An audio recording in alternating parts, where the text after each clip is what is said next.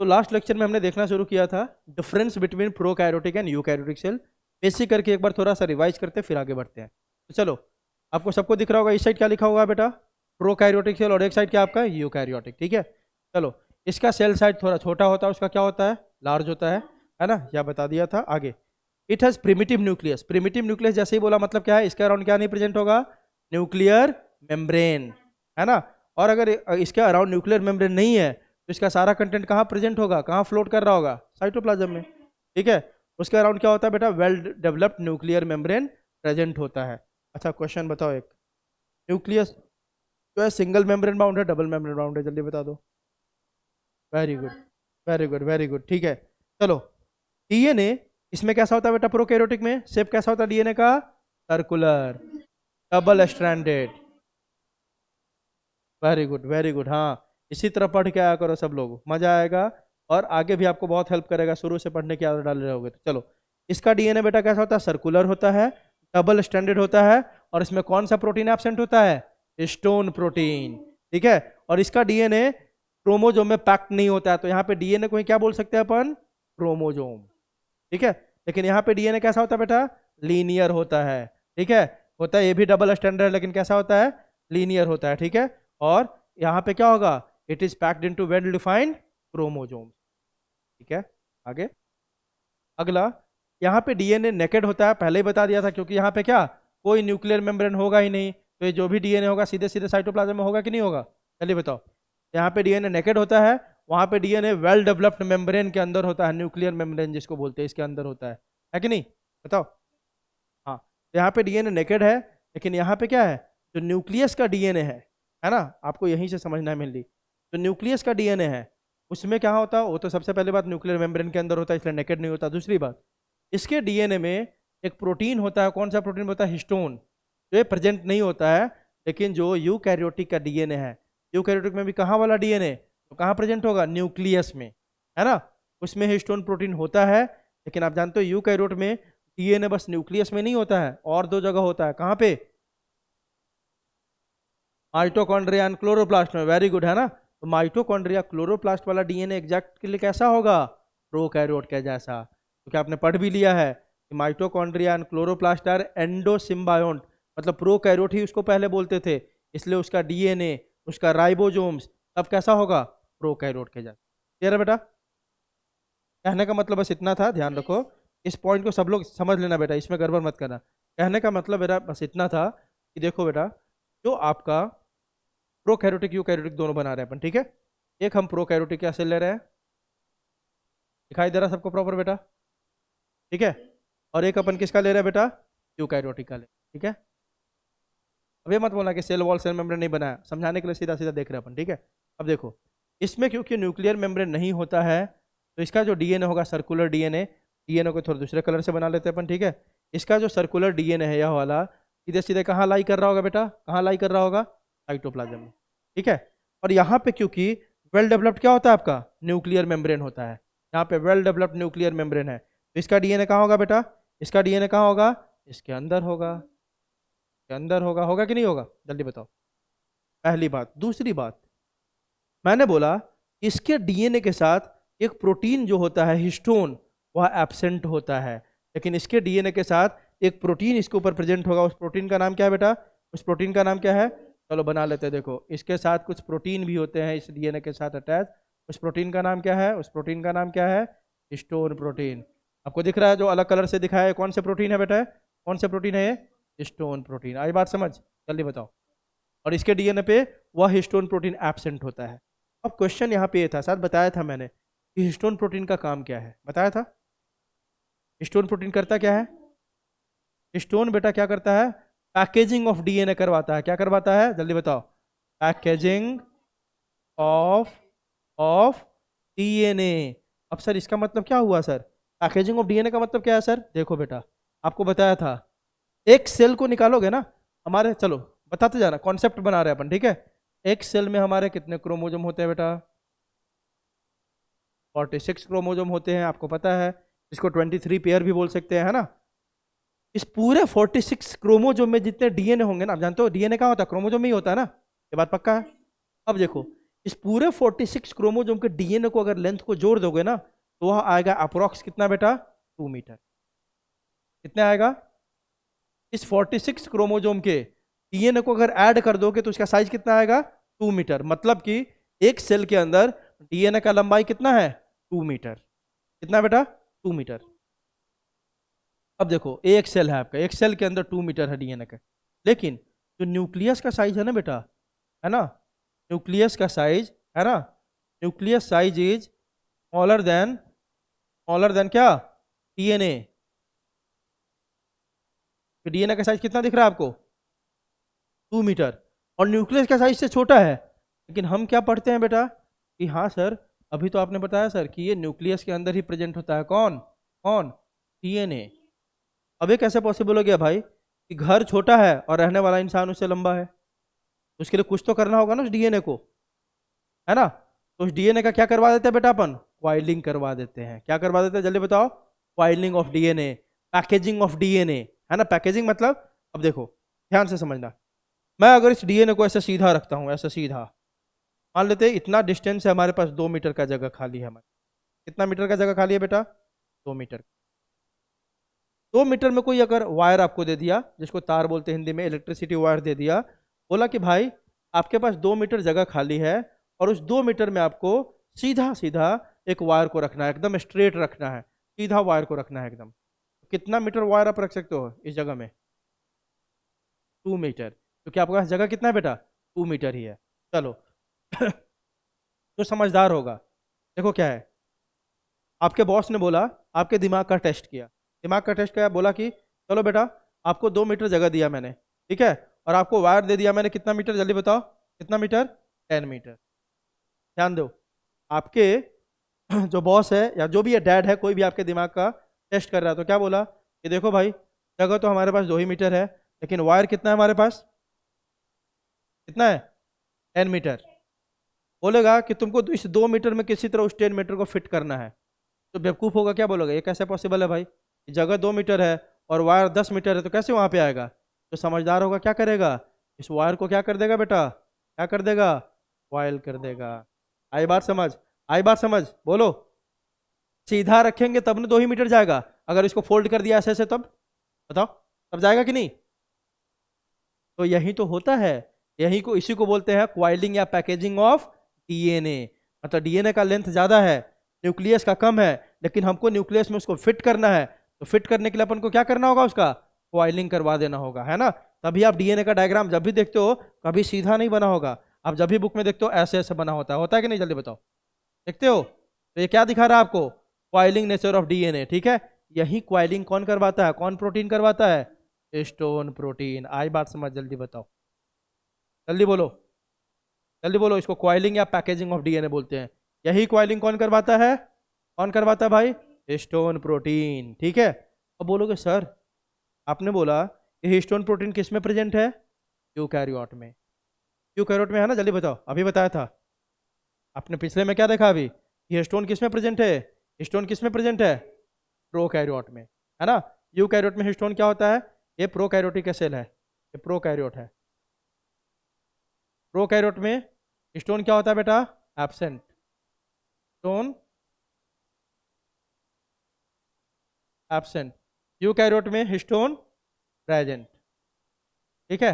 अब देखो, तो सर यूकैरियोट में ही स्टोन है, चलो वहां पे तो उसका क्वाइलिंग करवा दिया डीएनए का, लेकिन प्रोकैरियोट में तो एब्सेंट है, तो यहाँ पे कौन करवाता है सर, तो यहाँ पे वह तो नहीं है, उसके जगह कोई दूसरा है क्वाइलिंग करवाने के लिए, किसके जगह पे, स्टोन के जगह पे, है ना। तो इन प्रोकैरियोट्स, अपन लिख लेते हैं, प्रोकैरियोट्स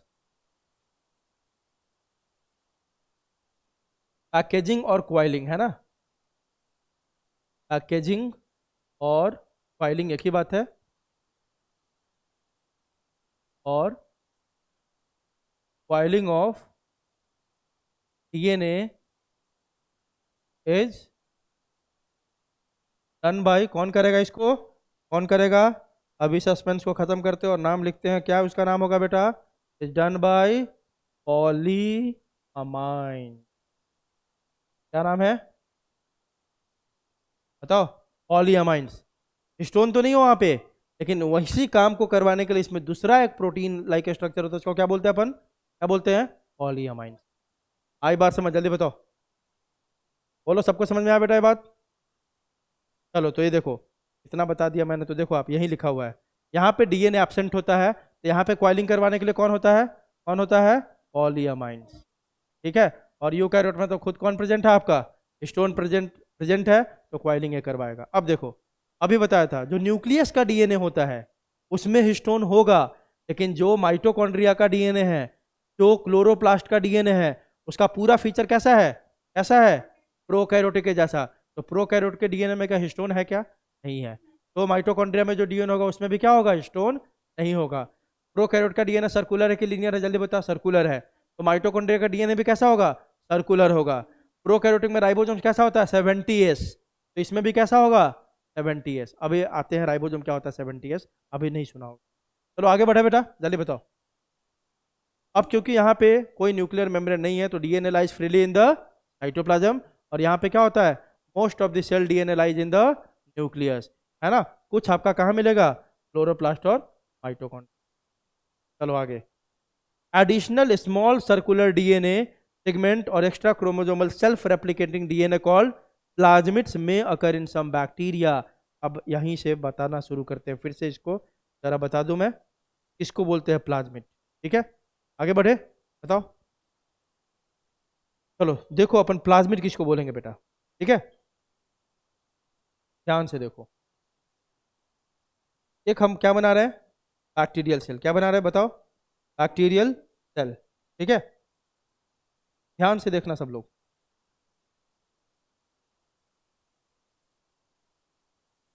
दिख रहा है सबको। चलो, एक हमने बेटा बैक्टीरियल सेल लिया, ठीक है, क्लियर है। अब देखो, इस बैक्टीरियल सेल में आपको पता है कि क्या होता है, क्या होगा, न्यूक्लियस होगा, क्या नहीं होगा, क्योंकि बैक्टीरिया के न्यूक्लियस को क्या बोल देते हैं अपन, न्यूक्लियोइड। ठीक है, यह बात तो आपको पता है कि इसमें कैसा डीएनए होता है, सर्कुलर होता है ना। चलिए बताओ, सर्कुलर डीएनए होता है ना। चलो इसके सर्कुलर डीएनए को बना लेते हैं, यह बैक्टीरिया का एक सर्कुलर डीएनए है। ठीक है बेटा, चलिए बताओ, डबल स्टैंडर्ड होता है, आप जानते हो कि कैसा होगा बैक्टीरिया का डीएनए, डबल स्टैंडर्ड, ये बात पता है ना। चलिए बताओ, हाँ, तो बैक्टीरिया का डीएनए कैसा है बेटा, डबल स्टैंडर्ड है। ठीक है, चलो इसको अगर हम लार्ज कर ले, बता दे,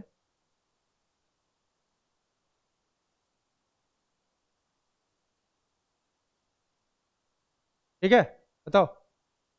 तो बैक्टीरिया का डीएनए क्या है बेटा आपका, डबल स्टैंडर्ड है। ठीक है, अब देखो, यह मेन डीएनए है इसका, इस डीएनए को अपन बोलेंगे क्या बेटा, क्या बोलेंगे, मेन डीएनए। मेन डीएनए क्या बोलेंगे इसको, मेन डीएनए। चलो, क्योंकि और यह हर बैक्टीरिया में होगा, जितने बैक्टीरिया होंगे ना सब में प्रेजेंट होगा। यह हो गया इसका डबल स्ट्रैंडेड डीएनए हो गया। शेप कैसा होता है आप जानते हो, कैसा होगा, सर्कुलर होगा ना। ठीक है, और इसको क्या बोलेंगे अपन, यह मेन डीएनए है इसका, क्या है बेटा, main DNA, this is main DNA. या इसको बोल सकते हो आप क्या, इसको बोल सकते हैं अपन क्या, क्रोमोजोमल डीएनए। क्या बोल सकते हैं, क्योंकि आपको बताया था इसमें डीएनए को ही क्रोमोजोम बोल सकते हैं, बोल सकते हैं ना। इसको अपन क्रोमोजोमल डीएनए बोलेंगे। मतलब यह जो डीएनए है ना बेटा, मेन डीएनए बोलने का मतलब है यह जितना बैक्टीरिया है इस दुनिया में सब में यह डीएनए तो होगा ही होगा, इसके बिना बैक्टीरिया नहीं हो सकता। क्लियर है, जल्दी बताओ। अब देखो, इसके अलावा कुछ बैक्टीरिया में, कुछ बैक्टीरिया, सबका नाम नहीं ले रहे, क्या बोल रहे अपन, कुछ बैक्टीरिया में, आई बात समझ। इसके अलावा कुछ बैक्टीरिया में क्या होता है बेटा, एडिशनल डीएनए प्रेजेंट होता है। कुछ बैक्टीरिया में क्या प्रेजेंट होता है, जल्दी बताओ, एडिशनल डीएनए, है ना। चलो दिखा लेते हैं एडिशनल डीएनए को भी। कुछ बैक्टीरिया में क्या प्रेजेंट होगा बेटा, एडिशनल डीएनए, आई बात समझ, जल्दी बताओ। हाँ, इस एडिशनल डीएनए को क्या बोलते हैं अपन, प्लाज्मिड्स। इसको अपन बोलते हैं क्या, प्लाज्मिड्स। ठीक है, नाम लिख लेते हैं इसका, इसका नाम क्या है बेटा,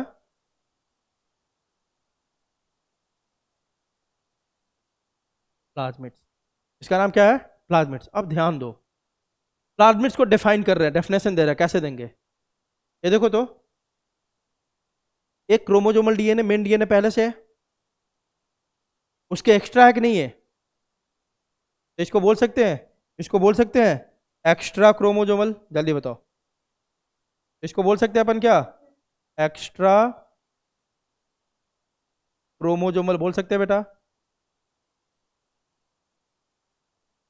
अब देखो, उसी दिन मैंने बताया था कि डीएनए की कुछ प्रॉपर्टी होती है, सबको याद होना चाहिए, बताया था मैंने, है ना? 3 प्रॉपर्टी मैंने बताया था, अगर याद हो आपको तो। पहला क्या बताया था? रेप्लिकेशन। दूसरा बताया था मैंने क्या? ट्रांसक्रिप्शन। और तीसरा बताया था क्या? ट्रांसलेशन। बताया था कि नहीं? जल्दी बताओ। रेप्लिकेशन में क्या हो रहा था? डीएनए से डीएनए बन रहा था। ट्रांसक्रिप्शन में डीएनए से आरएनए। और ट्रांसलेशन में आरएनए से प्रोटीन। प्रोटीन, है ना? तो अब रेप्लिकेशन मतलब डीएनए खुद का कॉपी बनाता है। एक है ना, इसका 50 कॉपी बना लिया, 100 कॉपी बना लिया, तो इसको क्या बोलते हैं? रेप्लिकेशन। तो डीएनए में ना सेल्फ रेप्लिकेटिंग प्रॉपर्टी होता है, मतलब ये वाला डीएनए खुद से अपना कॉपी बना सकता है। प्लाज्मिड भी इसके ऊपर डिपेंडेंट नहीं है, खुद से अपना कॉपी बना सकता है, तो बोल सकते हैं इसको सेल्फ रेप्लिकेटिंग। जल्दी बताओ, बोल सकते हैं? तो इसीलिए नाम इसका क्या हो गया? एक्स्ट्रा क्रोमोजोमल, क्योंकि क्रोमोजोमल डीएनए पहले से है, इसका एक्स्ट्रा, इसलिए एक्स्ट्रा क्रोमोजोमल, और खुद से अपना कॉपी बना सकता है, इसलिए इसको क्या बोल दिया? Self replicating. आई बात समझ? जल्दी बताओ। Extra chromosomal self replicating DNA. अब क्वेश्चन यही है कि सर क्या प्लाज्मिड सारे बैक्टीरिया में होता है? नहीं, present in some bacteria, present in some bacteria, सब में नहीं होगा। क्लियर है बेटा? ठीक है। अब ये प्लाज्मिड करता क्या है बाद में आएंगे। इतना क्लियर है सबको? बोलो। चलो आगे बढ़े। दिया समझ में आ रहा है? हैमल, हैमल बेटा, दिया शर्मा, निष्ठा, आंचल। हाँ, जिसको ना समझ में आए बेटा पूछना जरूर, ठीक है? चलो आगे देखें, अब आगे देखते हैं। तो ये समझ गए आप, इसमें क्या होता है? प्लाज्मिड्स होते हैं, और इसमें प्लाज्मिड क्या है? यूजुअली एब्सेंट, मतलब कि हो सकता है, लेकिन वेरी वेरी क्या है? वेरी वेरी रेयर कंडीशन है ना? बहुत रेयर है कि इसमें क्या देखने को मिलेगा? जल्दी बताओ। प्लाज्मिड इसमें यूकैरियोट में। चलो अगला डिफरेंस, ये पहले ही बता दिया था आपको। प्रोकैरियोट का सबसे बेसिक डिफरेंस जो शुरू में हमने देखा था, वहीं पे बात करी थी। प्रोकैरियोट में बस एक ही ऑर्गेनल मिल सकता है, कैसा? Non membrane bound. Non membrane bound, membrane bound कभी भी नहीं मिलता है किसमें? प्रोकैरियोट में। ठीक है, तो वहीं लिख रहा है मेम्ब्रेन बाउंड सेल ऑर्गेनल, जो भी जिसके अराउंड ये मेम्ब्रेन प्रेजेंट होगा, जिसके अराउंड भी मेम्ब्रेन प्रेजेंट होगा, वो सब एब्सेंट होगा किसमें? प्रोकैरियोटिक सेल में। For example endoplasmic reticulum single membrane bound होता है, माइटोकॉन्ड्रिया डबल मेम्ब्रेन बाउंड होता है, Golgi bodies single membrane bound होता है, लाइसोजोम्स सिंगल मेम्ब्रेन बाउंड होता है। ये सब क्या है बेटा? ये सब क्या है? एब्सेंट होगा, क्योंकि सबके अराउंड क्या प्रेजेंट है? मेम्ब्रेन। ठीक है, और जो भी मेम्ब्रेन बाउंड है सब इसमें प्रेजेंट होगा, है ना? Membrane bound organelles are present. एक और स्ट्रक्चर है, इसको क्या बोलते हैं अपन? सेंट्रियोल्स। सेंट्रियोल्स मेम्ब्रेन बाउंड है कि नॉन मेम्ब्रेन बाउंड है? जल्दी बताओ। Non membrane bound. यह भी प्रेजेंट होता है यूकैरियोटिक सेल में, लेकिन यूकैरियोटिक सेल में भी ये किसमें प्रेजेंट होता है? बस एनिमल्स में। इसमें एनिमल सेल में, प्लांट सेल में नहीं मिलता है। कौन? सेंट्रियोल। क्लियर है? चलो पानी पी लेते हैं जरा, आगे देखा जाए।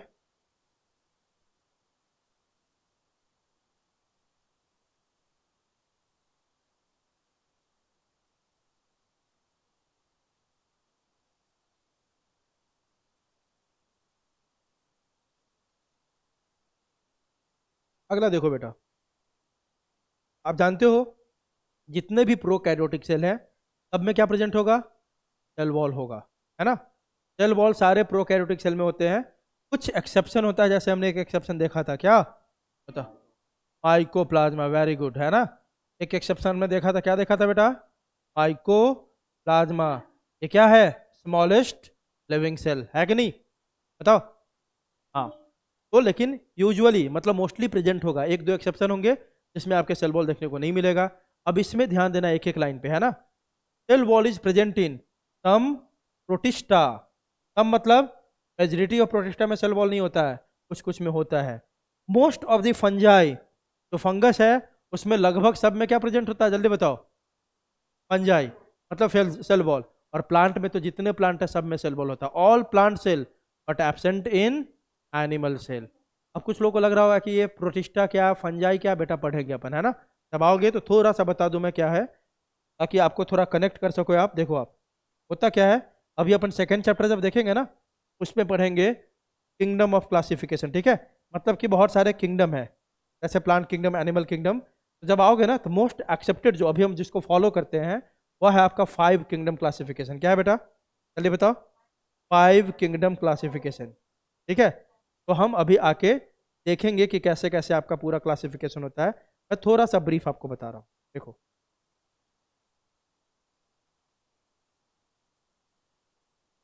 कितने किंगडम ऑफ क्लासिफिकेशन पढ़ना है अपन को, 5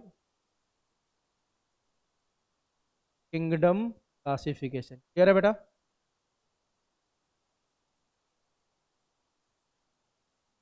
5 किंगडम क्लासिफिकेशन, ठीक है। अब इसमें आप देखोगे ये 5 किंगडम कौन कौन से है भाई, तो लिस्ट जरा देख लेते हैं। पहला जो किंगडम है आपका कौन सा है बेटा, मोनेरा। 5 किंगडम मतलब जितने भी लिविंग ऑर्गेनिज्म है ना इस अर्थ पे, सबको हमने 5 किंगडम में बांट दिया। कितने में बेटा, 5 किंगडम में।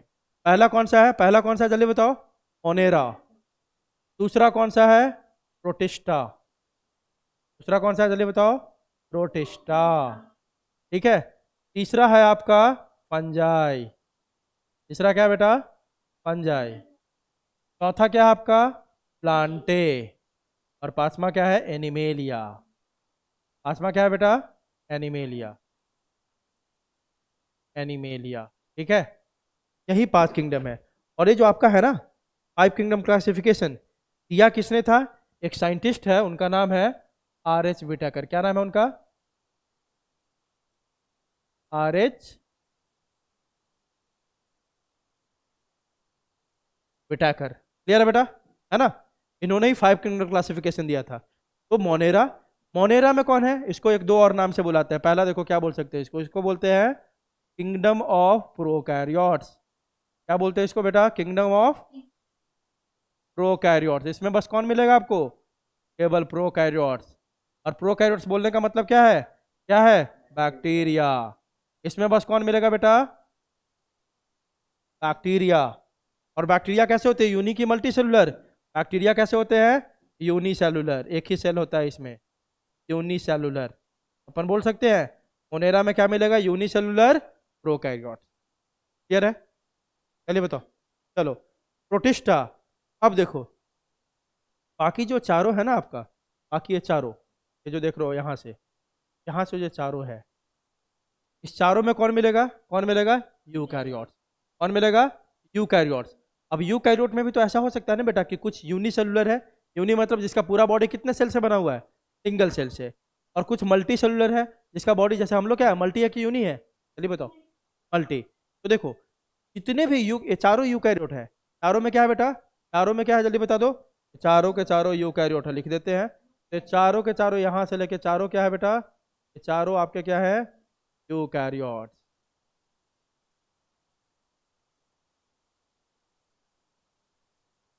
चारों के चारों मिला के क्या बेटा आपके, यूकैरियोट्स, ठीक है। लेकिन यूकैरियोट में भी प्रोटिस्टा के अंदर कौन है बेटा, प्रोटिस्टा के अंदर कौन है, यूनिसेलुलर यूकैरियोट। कौन है जल्दी बताओ, यूनिसेलुलर। इसके अंदर कौन है, प्रोटिस्टा के अंदर यूनिसेलुलर यूकैरियोट्स। इसके अंदर कौन है बेटा, यूनिसेलुलर यूकैरियोट्स। बाकी जो आपके चार बच गए ना, ये चारों में कौन से है, मल्टी सेलुलर यूकैरियोट। कौन है बेटा, मल्टी सेलुलर यूकैरियोट। बाकी चारों में कौन है, मल्टी सेलुलर यूकैरियोट। क्लियर है, जल्दी बताओ, ठीक है। तो देखो सबको हमने बांट लिया, यह पूरा बैक्टीरिया के लिए दे दिया कौन सा ग्रुप, मोनेरा। प्रोटिस्टा में सारे कौन आ गए, यूनिसेलुलर यूकैरियोट, ठीक है, आई बात समझ। और फंगस से जब क्या हुआ आपका, यहाँ से लेके पूरा जो हो गया, यहाँ से लेके यहाँ तक सब क्या हो गए, मल्टी सेलुलर यूकैरियोट। आई बात समझ? जल्दी बताओ, है ना? तो ये यूनिसेलुलर यूकैरियोट और उधर हो गया आपका मल्टी सेलुलर यूकैरियोट। क्लियर है बेटा? क्लियर है? जल्दी बताओ। हाँ, तो इस बात को आप ध्यान रखोगे, ठीक है?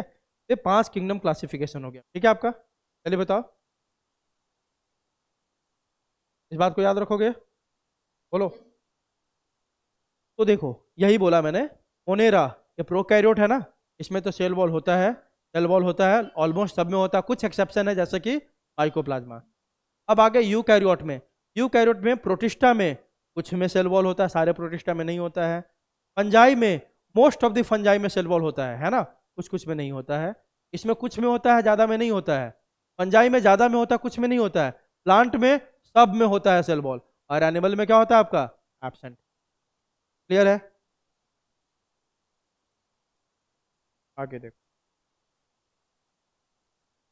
वही लिख दिया आपको, इसको याद करना है। अगला देखो, अभी अब कुछ टर्म आपको बोला था कि कुछ टर्म्स आपको याद नहीं होगा, कुछ पता नहीं चलेगा, लेकिन अभी बस आपको नाम याद रखना है ना? क्या रखना है बेटा आपको?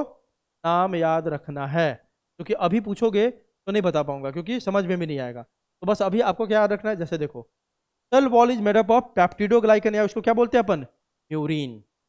पेप्टिडोग्लाइकन मतलब इसमें अमाइनो एसिड भी होगा, और प्लस इसमें क्या होगा बेटा? कल बताया था, शुगर होगा। अमाइनो एसिड प्लस शुगर, इसलिए बोलते हैं पेप्टिडोग्लाइकन, ठीक है? बस अभी याद रखो कि इसका सेल वॉल पेप्टिडोग्लाइकन या म्यूरिन से बना होता है। प्लांट का सेल वॉल किससे बना होगा?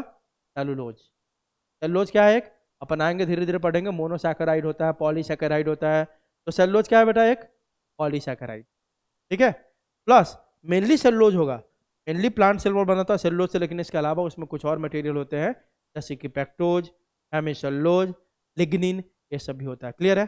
चलिए बताओ, फंगस का सेल वॉल किससे बना हुआ है? जल्दी बताओ। काइटिन से, है ना? अब यहाँ पे क्वेश्चन पूछता है, बता दूं मैं, यहाँ पे क्वेश्चन पूछता है, क्या पूछता है बता रहा हूँ, देखो क्वेश्चन क्या पूछेगा आपसे। Fungal cell wall is made up of, question देखो, fungal cell wall is made up of, ठीक है? तो अगर ऑप्शन में आपको क्या दिख जाए? काइटिन, तो आप तुरंत क्या करोगे? टिक कर दोगे, ठीक है? कभी कभी ऑप्शन में बेटा, कभी कभी ऑप्शन में आपको काइटिन दिखेगा ही नहीं, काइटिन ऑप्शन में होगा ही नहीं, तब क्या करेंगे? तो हो सकता है, देखो क्या क्या ऑप्शन हो सकता है। दूसरा क्या बोल सकता है? दूसरा ऑप्शन क्या हो सकता है? N acetyl glucosamine. दूसरा ऑप्शन क्या हो सकता है आपका? जल्दी बताओ। एन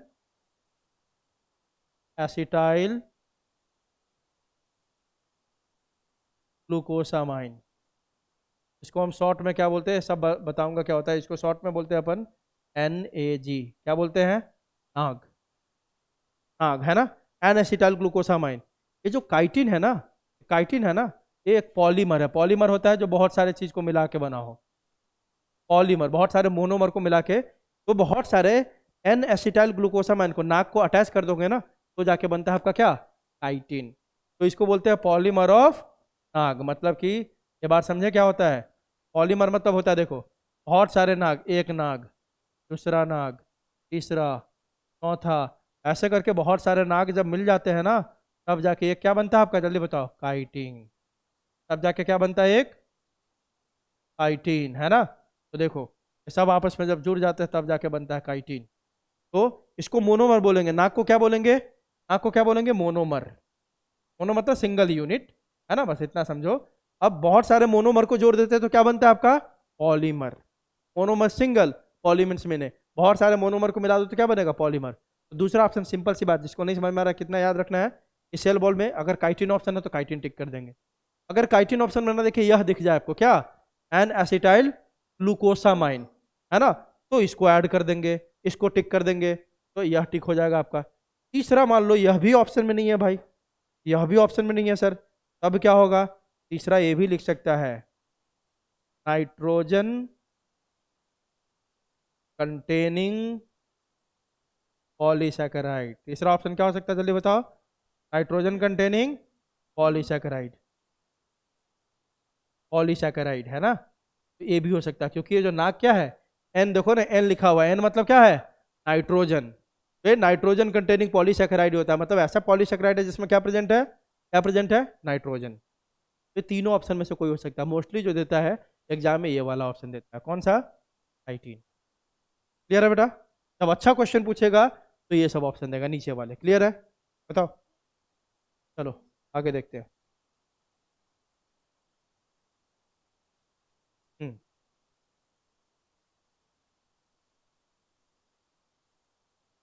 अगला देखो, अगला डिफरेंस आपका क्लोरोप्लास्ट में, ठीक है। क्लोरोप्लास्ट एब्सेंट, आप जानते हो प्रोकैरियोटिक सेल में क्लोरोप्लास्ट होगा क्या, नहीं होगा, है ना। तो क्लोरोप्लास्ट नहीं होगा, लेकिन आप जानते हो कुछ ऐसे बैक्टीरिया है जो क्या कर सकते हैं, क्या कर सकते हैं, फोटोसिंथेसिस। कुछ बैक्टीरिया है ऐसा तो क्या कर सकता है बेटा, photosynthesis. For example cyanobacteria का नाम सुना है, इसको ब्लू ग्रीन एल्गी बोलते हैं अपन, है ना, ठीक है। ये साइनो बैक्टीरिया कर सकता है, तो ठीक है। फोटोसिंथेसिस कौन सा पिगमेंट करवाता है प्लांट में, कोई बता सकता है,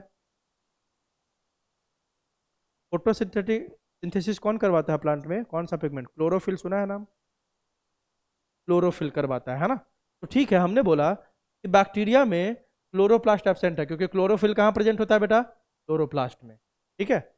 अब ये क्लोरोप्लास्ट एब्सेंट है, लेकिन मैंने बोला कि कुछ बैक्टीरिया है जो फोटोसिंथेसिस कर सकते हैं, तो कोई तो ऐसा चीज होगा ना जिसमें पिगमेंट होगा जो फोटोसिंथेसिस करवाएगा उसको, जल्दी बताओ, है ना। तो वहीं फोटोसिंथेटिक लैमिले में भी प्रेजेंट इन फोटोसिंथेटिक बैक्टीरिया, कुछ बैक्टीरिया जो फोटोसिंथेटिक है उसमें क्लोरोप्लास्ट तो नहीं है, लेकिन लैमिले मतलब एक स्ट्रक्चर प्रेजेंट होता है ऐसे रॉड शेप, उसको फोटोसिंथेटिक लैमिले बोलते हैं।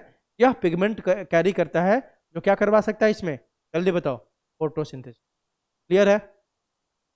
प्लांट में तो आप जानते हो क्लोरोप्लास्ट प्रेजेंट होता है, एनिमल में भी प्रेजेंट होता है कि नहीं होता है, बिल्कुल नहीं होता, होता है। अरे एनिमल में क्लोरोप्लास्ट क्यों होगा, नहीं होता है। एनिमल में होगा तो हम भी ग्रीन ग्रीन दिखेंगे, ग्रीन दिख रहा हूँ क्या मैं आपको, बताओ, नहीं ना। तो प्लांट में होता है बस क्लोरोप्लास्ट, एनिमल में नहीं होता है, ठीक है बेटा, क्लियर है। आगे देखो, माइटोकॉन्ड्रिया एब्सेंट, है ना।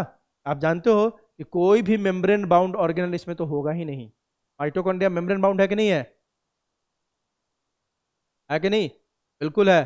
सिंगल मेम्ब्रेन बाउंड है कि डबल मेम्ब्रेन बाउंड, डबल, उसी दिन बताया था। ये तो बिल्कुल नहीं होगा इसमें, यहाँ पे बिल्कुल माइटोकॉन्ड्रिया होगा। और यही हेल्प करता है हमें किस चीज़ में, रेस्पिरेशन में। इसमें हेल्प करता है माइटोकॉन्ड्रिया, रेस्पिरेशन, ठीक है। चलो आगे देखो, अब इसमें माइटोकॉन्ड्रिया नहीं, अभी मैंने आपको बताया कि माइटोकॉन्ड्रिया किस चीज़ में काम आता है हमारे बॉडी में, रेस्पिरेशन। रेस्पिरेशन जानते हो किसको बोलते हैं, रेस्पिरेशन किसको बोलते हैं बेटा पता है, oxidation of food, oxidation of food को अपन क्या बोलते हैं, रेस्पिरेशन। देखो ना क्या होता है रेस्पिरेशन, यहाँ देखो, तुमने खाना खाया मान लो, ठीक है, आपने खाना खाया, उस खाना को क्यों खाया, एनर्जी चाहिए ना उससे, खाना से क्या चाहिए आपको, एनर्जी चाहिए। वो एनर्जी खाना से निकालता कौन है, कौन सा प्रोसेस, रेस्पिरेशन। आई बात समझ, बोलो। तो रेस्पिरेशन क्या करता है आपके बॉडी में, ऑक्सीडेशन ऑफ फूड, इसी को बोलते हैं रेस्पिरेशन। तो देखो डिफाइन बता रहा हूँ क्या होता है, थोड़ा सा देखो, इसको अगर डिफाइन करना होगा, इसको अपन कैसे डिफाइन करेंगे, oxidation of food is called, oxidation of food is called respiration, oxidation of food is called, क्या बोलते हैं इसको, रेस्पिरेशन। मतलब क्या हो गया देखो, जब आप खाना खाते हो, खाना खाने के बाद डाइजेशन कहाँ होता है पता है सबको, डाइजेशन कहाँ होता है, स्मॉल इंटेस्टाइन में। कहाँ होता है आपके बॉडी में डाइजेशन, स्मॉल इंटेस्टाइन। मतलब बोलोगे सर माउथ में नहीं होता, सब जगह होता है, लेकिन फाइनल डाइजेशन जाके कहाँ कंप्लीट होता है, स्मॉल इंटेस्टाइन में, ठीक है। तो इसका मतलब खाना कहाँ पे प्रेजेंट है, स्मॉल इंटेस्टाइन में, ठीक है। लेकिन खाना क्या तुम्हारे बस स्मॉल इंटेस्टाइन को चाहिए, पूरे बॉडी के सेल को चाहिए, पूरे बॉडी को चाहिए। वहां से खाना को उठा के कौन लेके जाता है, ब्लड, हमारा सर्कुलेटरी सिस्टम। कौन लेके जाता है, सर्कुलेटरी सिस्टम। अब सर्कुलेटरी सिस्टम क्या किया, सर्कुलेटरी सिस्टम क्या किया, हर बॉडी सेल्स में खाना को पहुंचा दिया। कैसे खाना पहुंचाया, ऐसा खाना, डाइजेस्टेड फूड की अनडाइजेस्टेड, डाइजेस्टेड। डाइजेशन कहाँ हो चुका है? ये मान लो स्मॉल इंटेस्टाइन है, ये मान लो स्मॉल इंटेस्टाइन है, यहाँ पे क्या हो गया? डाइजेशन कंप्लीट हो गया। क्या कंप्लीट हो गया बेटा? डाइजेशन। अब यह डाइजेस्टेड फूड कहाँ पहुंच गया? हर सेल में पहुंच गया। कहाँ पहुंच गया? हर सेल में पहुंच गया। लेके कौन गया इसको? हमारा सर्कुलेटरी सिस्टम, मतलब ब्लड। सर्कुलेटरी सिस्टम का ही पार्ट है कौन? आपका ब्लड। इसको लेके गया। ठीक है। अब खाना आपके हर सेल में तो पहुंच गया। अब खाना क्या डेकोरेशन के लिए मंगवाया है या कुछ काम होगा? क्यों खाना मंगवाया वहां पे? Digested food. उससे क्या निकालना है हमें? क्या निकालना है? एनर्जी। क्या निकालना है बेटा हमें? एनर्जी। अब एनर्जी कैसे निकलेगा भाई? यही एनर्जी तो निकालता है कौन आपके बॉडी में? माइटोकॉन्ड्रिया। कौन निकालेगा ये? माइटोकॉन्ड्रिया। यह माइटोकॉन्ड्रिया क्या करवा देगा इस डाइजेस्टेड फूड का? Respiration, oxidation. क्या करवा देगा बेटा ये? ऑक्सीडेशन करवा देगा। जो भी ये डाइजेस्टेड फूड आया है ना, उसका क्या होगा? ऑक्सीडेशन होगा। ये ऑक्सीडेशन कौन करवाता है? माइटोकॉन्ड्रिया। ऑक्सीडेशन मतलब डाइजेस्टेड फूड जो आया ना आपका, ये जो डाइजेस्टेड फूड आया, डाइजेस्टेड फूड में किसका मिक्स कर देगा? किसको मिक्स कर देगा? ऑक्सीजन को। किसको मिक्स कर देगा? जल्दी बताओ। ऑक्सीजन। जैसे ही ये मिक्स होगा ना, तो यहाँ से आपको क्या मिलेगा? एटीपी। क्या मिलेगा? एनर्जी। एनर्जी मिलेगा। आई बात समझ? जल्दी बताओ। और यही तो चाहिए था हमें। इसी प्रोसेस को बोलते हैं, क्यों बोला ऑक्सीडेशन? ऑक्सीजन को मिक्स कर रहे हैं फूड में, इसलिए क्या बोला? Oxidation of food is called respiration. और रेस्पिरेशन कौन करवाता है हमारे बॉडी में, सेल में? हमारे हर सेल में कौन करवाता है? माइटोकॉन्ड्रिया। है ना? बात समझ में आई? इसीलिए इसीलिए देखो तो, ये माइटोकॉन्ड्रिया फाइनली क्या निकाल दिया हमारे बॉडी में? ATP, energy. इसीलिए माइटोकॉन्ड्रिया को क्या बोलते हैं अपन? Power house of the cell. याद है? क्या बोलते हैं इसको? Power house of the cell बोलते हैं ना, क्योंकि देखो ना एनर्जी को यही रिलीज करवाया। Power house of a cell बोलते हैं किसको? माइटोकॉन्ड्रिया को। आई बात समझ बेटा? अब टॉपिक पे आते हैं। देखो हमने बोला कि भाई प्रोकैरियोट में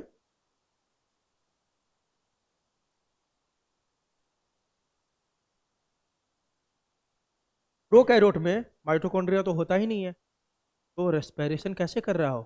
कैसे रेस्पिरेशन कर रहा है सर? तो उसके जगह पे कुछ तो होगा ना उसमें, माइटोकॉन्ड्रिया नहीं तो कुछ तो होगा, है ना? चलिए बताओ। तो माइटोकॉन्ड्रिया के जगह पे प्रोकैरियोट में जो चीज प्रेजेंट होता है ना, उसको बोलते हैं अपन क्या? मीजोजोम्स। क्या बोलते हैं? जल्दी बताओ। मीजोजोम्स। क्या बोलते हैं बेटा? मीजोजोम्स। मतलब मतलब क्या हो गया? मीजोजोम्स मतलब जो प्रोकैरियोट में रेस्पिरेशन कौन करवाता है? कौन करवाता है? मीजोजोम्स। मीजोजोम्स है ना? और जो यूकैरियोट है, ये प्रोकैरियोट लिख रहे हैं इधर, ये किसका है बेटा? प्रोकैरियोट का। तो प्रोकैरियोट में रेस्पिरेशन कौन करवाता है? मीजोजोम। और यूकैरियोट में कौन करवाता है? जल्दी से बता दो।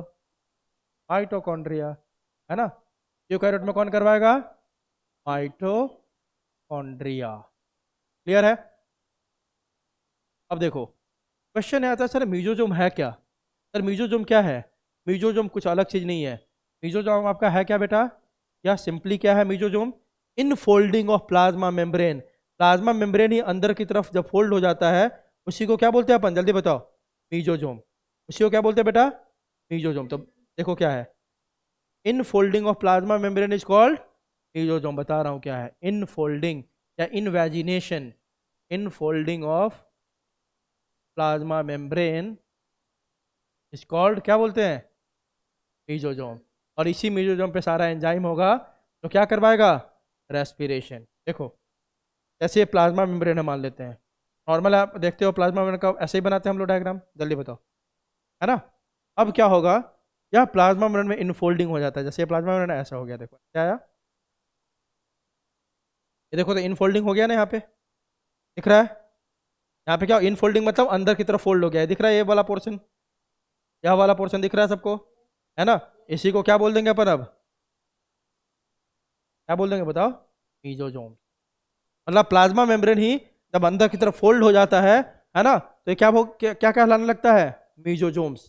ठीक है। और इसी मीजोजोम पे सारा रेस्पिरेशन का एंजाइम होगा।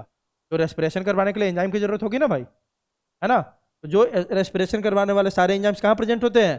मीजोजोम्स पे। हम लोगों में कहाँ प्रेजेंट होगा रेस्पिरेशन करवाने वाला एंजाइम्स? माइटोकॉन्ड्रिया में। क्लियर है? जल्दी बताओ। हाँ चलो ठीक है, आगे देखते हैं। वही लिखा हुआ है, देखो अगला लाइन यही है कि इसमें क्योंकि माइटोकॉन्ड्रिया एब्सेंट है उसमें प्रेजेंट है, यहाँ पे रेस्पिरेशन करवाने वाला कोई तो चाहिए ना भाई, है ना, वही लिख रहा है रेस्पिरेशन बाय मीजोजोम्स। कौन करवाएगा इसमें, जल्दी बताओ, मीजोजोम्स। मीजोजोम्स क्या है, mesosomes are infolding of plasma membrane. Clear है, क्लियर है। वहां देखो रेस्पिरेशन बाय माइटोकॉन्ड्रिया। आगे अगला देखो, राइबोसोम्स ओनली 70s टाइप। अब राइबोसोम ना दो टाइप के होते हैं। अब पूरा डिटेल, राइबोसोम पूरा टॉपिक है इसमें, उस पे आएंगे तो बताएंगे आपको, ठीक है। राइबोसोम कितने टाइप का होता है बेटा, दो टाइप का। अब इस पे भी ध्यान दो फिर। राइबोसोम कितने टाइप के होते हैं, जल्दी बताओ, दो टाइप के, ठीक है। देखते हैं अपन, चलो। Ribosome,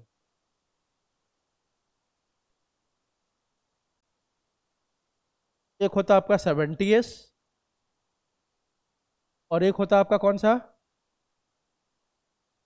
80s। आई बात समझ, जल्दी बोलो, है ना। 70s कहाँ प्रेजेंट होगा, प्रोकैरियोट में, और 80s किस में होगा, यूकैरियोट में, है ना। अब देखो, ये ना जो भी राइबोसोम्स होते हैं ना, इसके दो सब यूनिट होते हैं। राइबोसोम के कितने सब यूनिट होते हैं, टू सब यूनिट्स। बता रहा हूँ, सब समझ जाओगे, देखते जाओ। टू सब यूनिट्स, एक को बोलते हैं लार्जर सब यूनिट और एक को क्या बोलेंगे, स्मॉलर सब यूनिट। स्मॉलर सब यूनिट मतलब क्या है सर इसका, मतलब ये है, ये 70s जो हमने लिख दिया ना, यह दो सब यूनिट को मिला के बना होगा।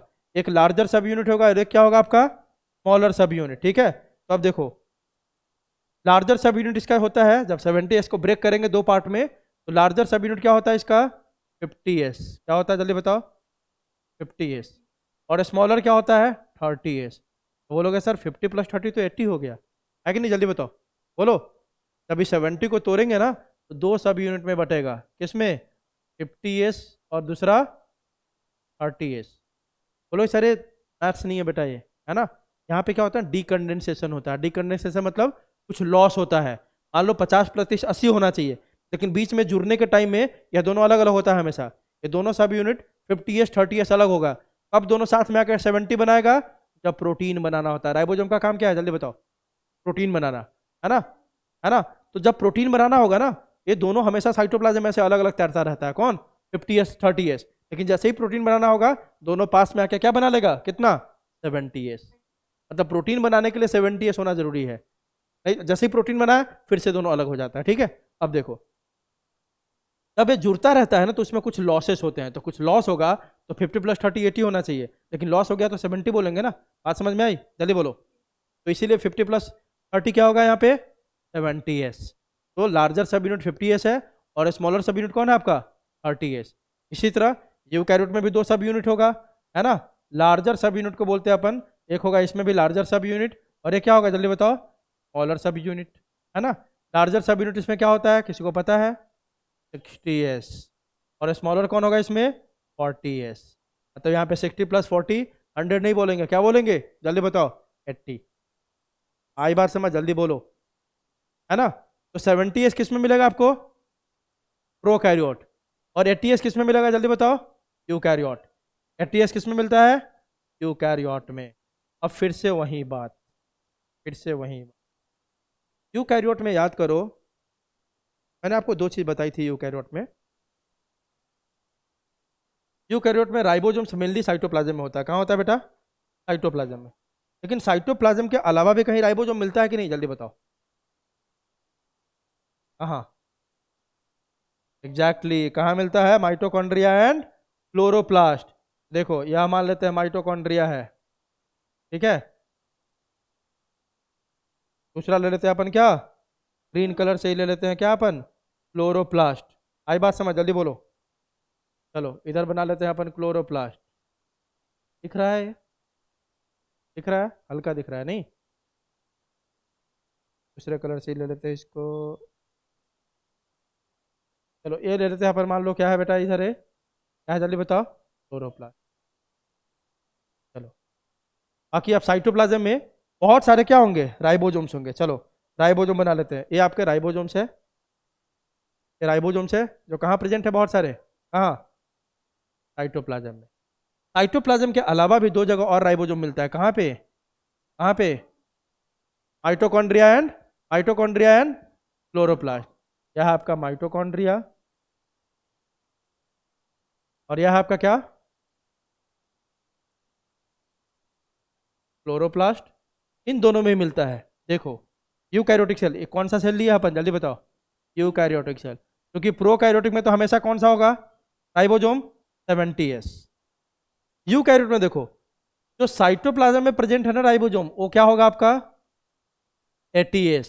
लेकिन बताया तो पहले ही, माइटोकॉन्ड्रिया में जो भी चीज होगा उसका फीचर कैसा जैसा होगा, प्रोकैरियोट जैसा। तो जो माइटोकॉन्ड्रिया में है यह कितना एस होगा, 70s।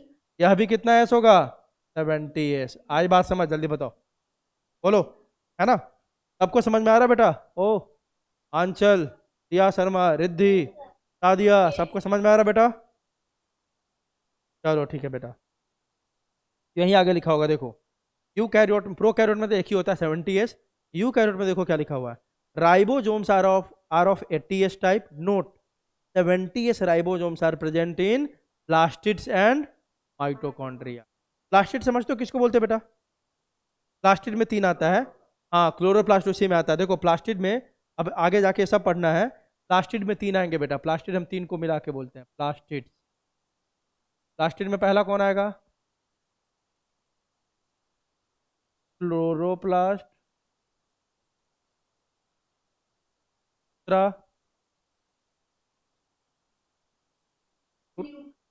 एग्जैक्टली क्रोमोप्लास्ट, और तीसरा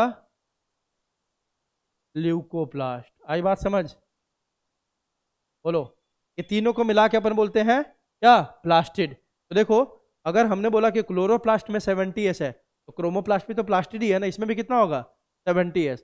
ल्यूकोप्लास्ट भी तो प्लास्टिड ही है ना, उसमें कितना होगा, बात समझ में आ रही है क्या बोल रहा हूँ मैं, है ना, क्योंकि ये तीनों एक ही, सबके पिताजी एक ही है ना, एक ही जगह से ओरिजिन हुआ है तीनों का। क्लोरोप्लास्ट प्लांट को कौन सा कलर देता है, जो भी प्लांट का आपका ग्रीन पार्ट्स दिखाई देता है ना, किसके कारण है, क्लोरोप्लास्ट के कारण। लेकिन क्या प्लांट में बस तुमको ग्रीन कलर ही दिखता है, और कलर नहीं दिखता है, जल्दी बताओ, सोच रही है कि हाँ दिखता है कि नहीं दिखता है, याद कर ले। अरे प्लांट में दूसरे कलर नहीं दिखता, फ्लावर ग्रीन कलर का होता है ना, टोमेटो आपका ग्रीन कलर का होता है, टोमेटो ग्रीन कलर का होता है, पका हुआ टोमेटो जो है ना। तो जरूरी नहीं कि सब कुछ ग्रीन ही हो, ग्रीन, हाँ लीफ मेनली ग्रीन कलर के होते हैं, लेकिन प्लांट में दूसरे कलर भी दिखते हैं कि नहीं, जल्दी बताओ, है ना। तो ग्रीन कलर जो होगा, ग्रीन कलर जो होगा किसके कारण होगा, क्लोरोप्लास्ट के कारण। बाकी जितने कलर आपको दिखाई देता है ना, रेड येलो जो भी दिखाई देता है, सब किसके कारण होता है, किसके कारण, क्रोमोप्लास्ट के लिए, क्रोमोप्लास्ट के कारण, है ना। आज बात समझ, बोलो, है ना। जो भी आपको रेड ये सब कुछ भी दिखता है, रेड ब्लू ये सब, ये किसके कारण होगा, रेड है आपका, येलो है, सब किसके कारण दिखाई देगा, जल्दी बताओ, क्लोरोप्लास्ट, मतलब बाकी सारे कलर। तो ल्यूकोप्लास्ट क्या करता है सर, यह कैसा होता है, कलरलेस। ये कैसा होता है, जल्दी बताओ, कलरलेस, इसका कोई कलर ही नहीं होता है। तो फिर ये करता क्या है सर, ये स्टोरेज के लिए होता है, किस चीज़ के लिए, स्टोरेज के लिए।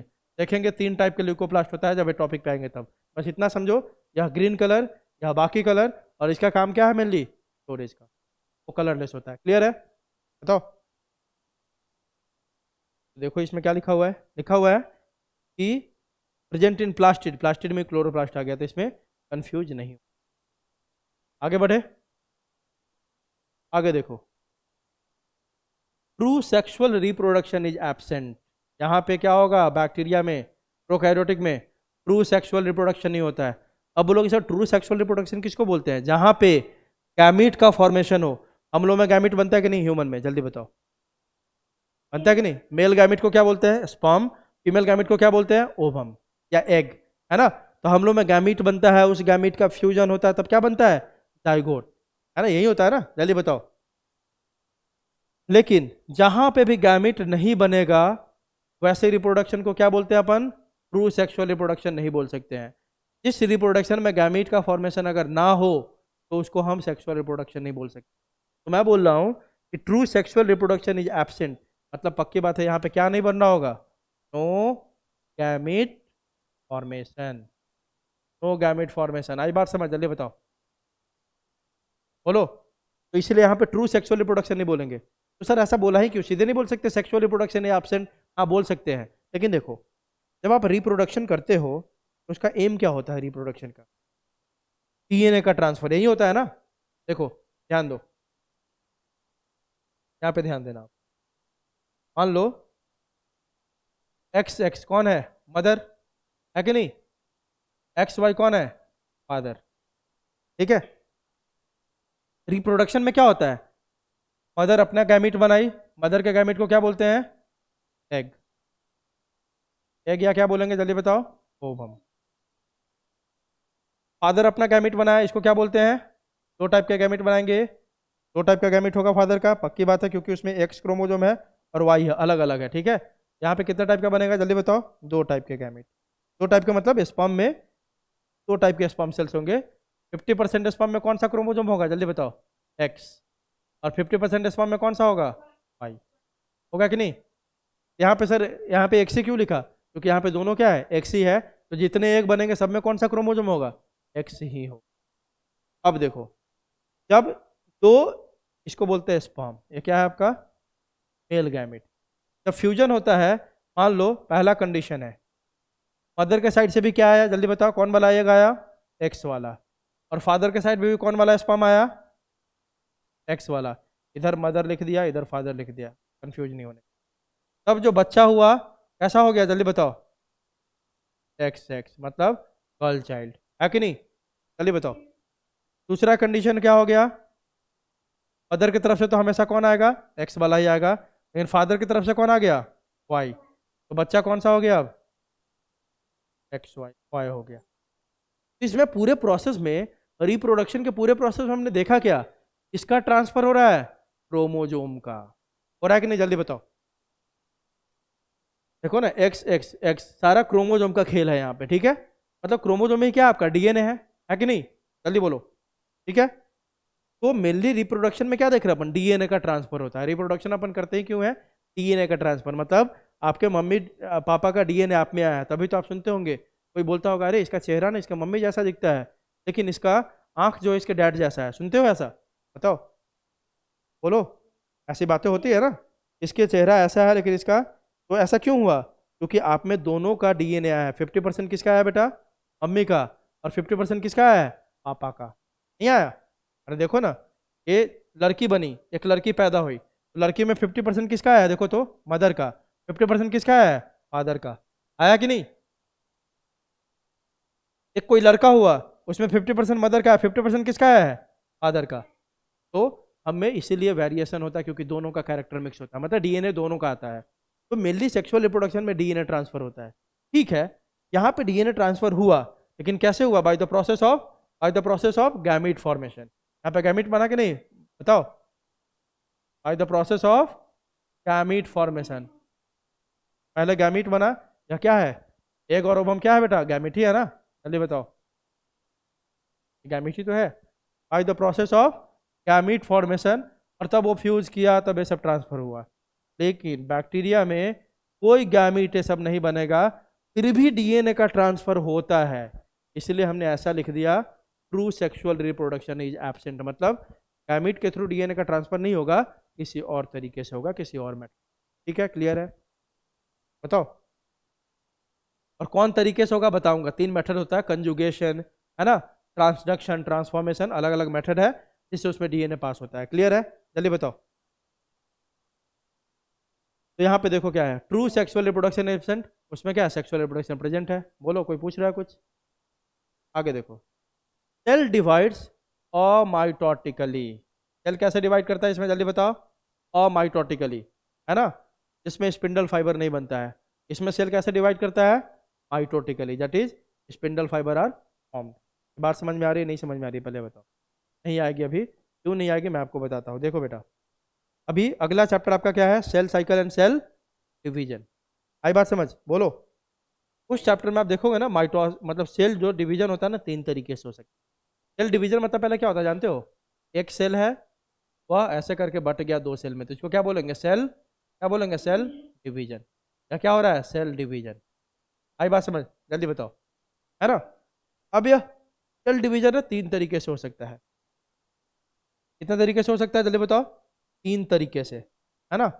पहला तरीका क्या है, पहला तरीका है माइटोसिस।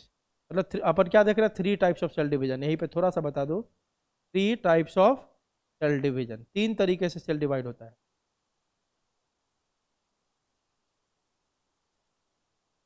एक होता है आपका पहला अमाइटोसिस। पहला क्या होता है जल्दी बताओ, अमाइटोसिस। देखो अ मीन्स क्या होता है, विदाउट, है ना। यहाँ पे मीनिंग थोड़ा लिखते हैं। अ मीन्स क्या होता है जल्दी बताओ, विदाउट। बोलते हैं ना एब्सेंट, एब्सेंट के पहले क्यों लगा हुआ है, क्योंकि एब्सेंट मतलब विदाउट। और माइटोस, दो शब्द मिला रहे हैं, माइटोस ले रहे हैं। माइटोस मीन्स होता है थ्रेड। माइटोस मीन्स क्या होता है जल्दी बताओ, थ्रेड। तो थ्रेड वर्ड किसके लिए यूज कर रहे हैं अपन, आपको शायद बताया था पिछले लेक्चर में, स्पिंडल फाइबर किसको बोलते हैं, बताया था, बताया था कि नहीं। चलो कोई बात नहीं। मतलब विदाउट थ्रेड, मतलब यहाँ पे स्पिंडल फाइबर नहीं बनता है, ठीक है। और मीन्स क्या हो गया, विदाउट, माइटोस मीन्स थ्रेड। दूसरा जो डिवीजन का तरीका है वह कौन सा है, माइटोसिस, ठीक है। और तीसरा जो है कौन सा है आपका, मियोसिस। ये तो सुना होगा सब, क्या है। इस दोनों में किसका फॉर्मेशन होता है, स्पिंडल फाइबर का होता है। Spindle fibre formation takes place, इन दोनों में स्पिंडल फाइबर का फॉर्मेशन होता है। और अमाइटोसिस में स्पिंडल फाइबर का फॉर्मेशन नहीं होता है। आई बात समझ। तो इसीलिए जहां पे स्पिंडल फाइबर का फॉर्मेशन नहीं होगा वैसे डिवीजन को क्या बोलेंगे अपन, अमाइटोसिस सेल डिवीजन। और जिसमें स्पिंडल फाइबर का फॉर्मेशन होगा वैसे डिवीजन को क्या बोलेंगे अपन, माइटोसिस और मियोसिस, है ना। देखो स्पिंडल फाइबर क्या होता है ना, ये सेल डिवीजन में हेल्प करता है। स्पिंडल फाइबर हेल्प्स इन क्या, सेल डिवीजन। कैसे, ये देखो आपको थोड़ा सा बता दो स्पिंडल फाइबर का काम। यह मान लो एक क्रोमोजोम हमने बना, क्या बना लिया बेटा। अब इसको हमको अलग अलग करना है, सेपरेट करना है, ऊपर वाले को ऊपर भेजना है, नीचे वाले को नीचे। तो इसी में आके स्पिंडल फाइबर ऐसा करके बाइंड कर जाता है। नीचे वाला नीचे खींचता है, ऊपर वाला ऊपर खींचेगा, तो उसके कारण क्या होगा, एक टूट के ऊपर चला गया, एक टूट के ऊपर आ गया, और एक टूट के कहाँ गया बेटा, क्या आ गया। देखो ना इसमें दो है ना, एक दो, ऊपर वाला ऊपर चला गया, नीचे नीचे कैसे आ गया, क्योंकि इस दोनों को खींचने वाला कौन था, एक थ्रेड लाइक स्ट्रक्चर। इसी को क्या बोलते हैं जल्दी बताओ, इसी को क्या बोलते हैं, स्पिंडल फाइबर। आई बात समझ, जल्दी बताओ। तो स्पिंडल फाइबर डीएनए के सेपरेशन में हेल्प करता है, और इसी तरह बोल सकते हैं सेल डिवीजन में हेल्प करता है। तो जहां पे cell division without spindle fibre के फॉर्मेशन से हो वैसे माइटोसिस को क्या बोलते हैं, वैसे सेल डिवीजन को क्या बोलते हैं, अमाइटोसिस। और जहां पे स्पिंडल फाइबर बनेगा उसमें क्या बोलेंगे, माइटोसिस, या क्या हो सकता है, मियोसिस। तो प्रोकैरियोट में कौन सा देखने को मिलता है आपका, प्रोकैरियोट में कौन सा देखने को मिलेगा, अमाइटोसिस। मतलब बैक्टीरिया में किसका फॉर्मेशन नहीं होता है, स्पिंडल फाइबर का नहीं होता है। तो प्रोकैरियोट में कौन सा होता है जल्दी बताओ, अमाइटोसिस सेल डिवीजन। आई बात समझ। और यूकैरियोट में क्या होगा, या तो माइटोसिस या तो मियोसिस, है ना। तो ये यूकैरियोट में देखने को क्लियर है सबको, जल्दी बताओ, बोलो बेटा सब लोग, बाकी लोग बोलो। हाँ देखो सब क्लियर होगा। आपको क्या बताया था पहले मैंने, कि कुछ टर्म्स ऐसे होंगे जो आपको अभी समझ में नहीं आएगा उतने अच्छे से, अभी बस याद कर लेना है। जैसे जैसे चैप्टर बढ़ेगा सबको डिस्कस करना है धीरे धीरे, है ना। कि ट्रू सेक्सुअल रिप्रोडक्शन क्या होता है, और माइटोसिस क्या होता है, माइटोसिस ये तो अगले चैप्टर में आपका कवर हो जाएगा, कौन, और माइटोसिस माइटोसिस है सब। अगला देखो, flagella simple and 9+2 organisation of microtubules is absent. अब फिर से आ गया, तो आप इसी चैप्टर में लास्ट में समझोगे। इसमें फ्लैजिला क्या होता है, सिंपल होता है। इसमें फ्लैजिला यूकैरियोट में कैसा होता है, स्पेशल होता है। और इसमें 9+2 organisation of microtubule is present. अभी बस इतना याद रखो, इसमें 9+2 अरेंजमेंट नहीं होता है, इसमें 9+2 अरेंजमेंट होता है फ्लैजिला में। अब ये क्या है, थोड़ा सा इसको भी बता दो मैं। देखो यहाँ देखो, फ्लैजिला में ना, फ्लैजिला एक स्ट्रक्चर से बना हुआ है, उसको बोलते हैं माइक्रोट्यूब्यूल्स। क्या बोलते हैं जल्दी बताओ, माइक्रोट्यूब्यूल्स। फ्लैजिला जिसे बना होता है उस स्ट्रक्चर को क्या बोलते हैं, बोलो जल्दी, माइक्रोट्यूब्यूल्स। हाँ ये देखो फ्लैजिला जो है ना, वह बना हुआ है किससे, माइक्रोट्यूब्यूल से। माइक्रोट्यूब्यूल्स। और माइक्रोट्यूब्यूल्स खुद किससे बना हुआ है, किस प्रोटीन से बना हुआ है? एक प्रोटीन का नाम क्या है?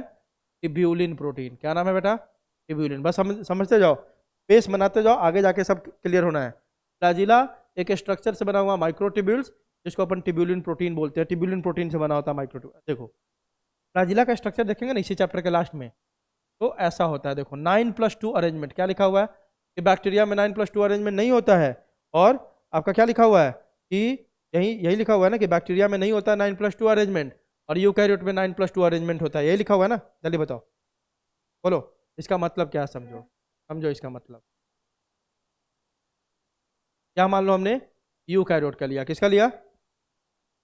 किसका लिया? फ्लैजिला। यूकैरियोट का फ्लैजिला का डायग्राम देख रहे हो, देखो होता क्या है। 9+2 का सिंपल मतलब है 9 प्लस का सिंपल मतलब है 9 माइक्रोट्यूब्यूल्स कहाँ होगा? पेरीफेरी पे। 9 माइक्रोट्यूब्यूल्स एट कहाँ? पेरीफेरी, बाउंड्री पे। और 2 का मतलब है 2 microtubules at centre. 2 microtubules at क्या? जल्दी बताओ। सेंटर। सिंपल सी बात ये है बेटा, देखो बहुत ही आसान बात है। तो मतलब क्या हुआ सर? मतलब ये हुआ ऐसे करके 1 3 4 5 6 7 8 9, कितने हो गए देखो तो, काउंट करो। 9 है ना? ये सब क्या है? माइक्रोट्यूब्यूल्स है। 9 माइक्रोट्यूब्यूल्स कहाँ प्रेजेंट होते हैं? बाउंड्री पे, पेरीफेरी पे। और 2 कहाँ प्रेजेंट होगा? सेंटर में। इसी अरेंजमेंट को क्या बोलते हैं अपन? 9+2 अरेंजमेंट। आई बात समझ? जल्दी बताओ, बोलो जल्दी। इसी अरेंजमेंट को क्या बोलते हैं अपन? 9+2। बैक्टीरिया में ऐसा कोई अरेंजमेंट नहीं होता है, इसलिए वहां पे बोल देते हैं 9+2 अरेंजमेंट इज एब्सेंट। क्लियर है? जल्दी बताओ, बोलो। हाँ चलो, अब यहाँ देखेंगे ये डबलेट के फॉर्म में होता है। 9 होता है लेकिन सब ऐसे ऐसे पेयर में होता है, ऐसे ऐसे होता है, डबलेट के फॉर्म में होता है। लेकिन काउंट कितना करेंगे अपन? 9 करेंगे। सब जुड़ा होता है, सब ऐसे डबलेट के फॉर्म में होता है। आई बात समझ? जल्दी बताओ, ऐसे होता है। आई बात समझ? जल्दी बोलो, है ना? तो 9 पेरीफेरी पे है और 2 सेंटर में, इसलिए इसको बोलते हैं 9+2 अरेंजमेंट। तो यह अरेंजमेंट बस किस में दिखाई देगा? यूकैरियोट में। प्रोकैरियोट के फ्लैजिला में ऐसे नहीं होता है। क्लियर है? चलिए बताओ अगला। देखो साइक्लोसिस और साइटोप्लाज्मिक स्ट्रीमिंग एब्सेंट। आपको पहले बता दिया था। साइक्लोसिस या साइटोप्लाज्मिक स्ट्रीमिंग क्या है? या मान लो साइटोप्लाज्म है ना, साइटोप्लाज्म एक समान यहाँ है, इसको यहाँ पहुँचाना है एक सेल के अंदर ही, तो साइटोप्लाज्म ऐसे ऐसे मूव करते रहता है। उसी साइटोप्लाज्म का मूवमेंट को क्या बोलते हैं? साइकोप्लाज्मिक स्ट्रीमिंग या साइक्लोसिस। क्लियर है? जैसे देखो एक छोटा सा तालाब है, उसमें आप पेपर बोट रख देते हो और पानी को ऐसे ऐसे मारते हो, तो पानी जब मूव करता है तो सामान भी आपका पेपर बोट भी मूव करता है कि नहीं करता है? चलिए बताओ, करता है ना? सेम है। मान लो साइटोप्लाज्म एक सामान यहाँ है, इसको सेल के इस कोना पे पहुंचाना है, तो साइटोप्लाज्म अगर मूव करेगा तो यह सामान भी यहाँ से यहाँ मूव करके यहाँ आएगा कि नहीं आएगा? जल्दी बताओ। इसी को बोलते हैं cyclosis, movement of cytoplasm. Clear है? ठीक है। तो बैक्टीरिया में साइटोप्लाज्म का मूवमेंट नहीं होता है और यूकैरियोट में साइटोप्लाज्म का मूवमेंट। क्लियर है? चलिए बताओ अब देखो एक वैक्यूल है, सैप वैक्यूल आर एब्सेंट। इसमें क्या है? प्रेजेंट। अभी बस याद कर लो, वैक्यूल्स इसी चैप्टर में पढ़ेंगे, तब बताऊंगा type of vacuole. SAP vacuole मतलब उसमें फूड मटेरियल ये सब जमा होता है। वैक्यूल किसको बोलते हैं? खाली जगह, और उसमें कुछ जमा होगा। सैप, सैप मतलब फूड मटेरियल्स, न्यूट्रिएंट ऐसे जमा होता है, इसलिए इसको सैप वैक्यूल बोलते हैं, है ना? इसमें सैप वैक्यूल एब्सेंट होता है, इसमें क्या होगा? प्रेजेंट होगा। ठीक है। अगला ट्रांसक्रिप्शन अकर्स इन, पहले ही बता दिया था। प्रोकैरियोट में रेप्लिकेशन, ट्रांसक्रिप्शन, ट्रांसलेशन सब कहाँ होगा? साइटोप्लाज्म में। जबकि यूकैरियोट में कहाँ होगा ट्रांसक्रिप्शन? न्यूक्लियस में। अगला देखो माइक्रोट्यूब्यूल सर, अभी तो बताया इसमें 9+2 अरेंजमेंट क्या होता है बेटा? एब्सेंट। मतलब इसमें माइक्रोट्यूब्यूल क्या होता है? एब्सेंट होता है। उसमें माइक्रोट्यूब्यूल सर प्रेजेंट, फ्लैजिला में देखने को मिलता है, बहुत जगह देखने को मिलता है। अगर फ्लैजिला में होगा तो किस टाइप का अरेंजमेंट होगा इसका? 9+2। पिलाई इज प्रेजेंट, और इसमें पिलाई क्या है आपका? एब्सेंट। पिलाई क्या होता है? पिलाई अभी देखेंगे, ये सरफेस से निकला हुआ एक स्ट्रक्चर है, जैसे हम लोग का हेयर कैसे निकला हुआ है यहाँ ऊपर से, इसी तरह पिलाई भी बाहर निकला होता है, और यह हेल्प करता है बैक्टीरिया को कहीं पे चिपकने में। मान लो कि पानी तेज बह रहा है, तो बैक्टीरिया सोच रहा है कि एक पत्थर पे जाके चिपक जाते हैं, तो चिपकने का काम कौन करवाता है, जल्दी बताओ? पिलाई। पिलाई यूकैरियोट में नहीं होता, किसमें प्रेजेंट होता है? किसमें प्रेजेंट होता है? प्रोकैरियोट में। इस तरह से आपका सारे डिफरेंसेस खत्म हो गए between prokaryotic cell and eukaryotic cell. Clear है बेटा? क्या बात आपको पहले ही बता दिया था, डीएनए से डीएनए के बनने को क्या बोलते हैं? रेप्लिकेशन। डीएनए से आरएनए के बनने को क्या बोलते हैं? ट्रांसक्रिप्शन। आरएनए से प्रोटीन के बनने को क्या बोलते हैं? ट्रांसलेशन। आरएनए 3 टाइप का होता है बताया था, टीआरएनए को क्या बोलते हैं? Transfer RNA. एमआरएनए को क्या बोलते हैं? Messenger RNA. आरएनए को क्या बोलते हैं? राइबोसोमल आरएनए, है ना? और ये भी बता दिया था, in eukaryotes replication and transcription occurs in nucleus and then RNA gets transferred to the cytoplasm and then translation occurs in the cytoplasm. In prokaryotes all three processes occurs in cytoplasm, क्योंकि यहाँ पे nuclear membrane तो होता ही नहीं है। याद है ना बेटा? बोलो। हाँ, तो इसको इसको एकदम याद रखना है कि भाई इस बात को एकदम भूलना नहीं है। किस बात को? कि सर प्रोकैरियोट में तो सर सब साइटोप्लाज्म में होगा, लेकिन यूकैरियोट में क्या याद रखना अपन को? यूकैरियोट में क्या याद रखना अपन को, जल्दी बताओ? कि हाँ, रेप्लिकेशन। रेप्लिकेशन यूकैरियोट में किस में देख रहे हैं अपन? यूकैरियोट। यूकैरियोट में रेप्लिकेशन ट्रांसक्रिप्शन दो प्रोसेस। कहाँ होगा बेटा ये दोनों कहाँ होगा? न्यूक्लियस में। अब देखो इसका मतलब क्या हुआ, ये समझना है यहाँ पे थोड़ा सा। इसका मतलब ये हुआ कि चलो अपन देख लेते हैं। यह एक सेल है, ठीक है? क्या है बेटा ये? एक सेल। और इस सेल के अंदर क्या होगा? न्यूक्लियस होगा कि नहीं होगा? होगा ना? बोलो। देखो तो इस सेल के अंदर छोटा सा क्या बना लेते हैं अपन? न्यूक्लियस। क्लियर है? चलिए बताओ। अब देखो हमने बोला रेप्लिकेशन और ट्रांसक्रिप्शन यहाँ हो रहा है, मतलब डीएनए यहीं पे बन गया, डीएनए से अंदर में क्या बन गया आपका? आरएनए। ये दोनों काम यहाँ हो गया। अब यह आरएनए क्या होगा? यहाँ से निकलेगा। अब यह आरएनए यहाँ से निकलेगा और कहाँ आ गया? अब जल्दी बताओ। साइटोप्लाज्म में। ये आरएनए कहाँ गया बेटा? साइटोप्लाज्म में। और साइटोप्लाज्म में आके क्या बना लिया? प्रोटीन। तो इसका मतलब क्या हो गया? जो आपका रेप्लिकेशन था, ट्रांसक्रिप्शन था, कहाँ हुआ? न्यूक्लियस में। जैसे ही आरएनए बन गया, ये बाहर आ गया कहाँ पे? अब साइटोप्लाज्म में। कहाँ बाहर आ गया? साइटोप्लाज्म में, है ना? और साइटोप्लाज्म में क्या होगा अब इसका? साइटोप्लाज्म में क्या होगा अब इसका? ट्रांसलेशन। तो ट्रांसलेशन कहाँ हुआ? ट्रांसलेशन कहाँ हुआ? साइटोप्लाज्म में। आई बात समझ? बोलो बोलो।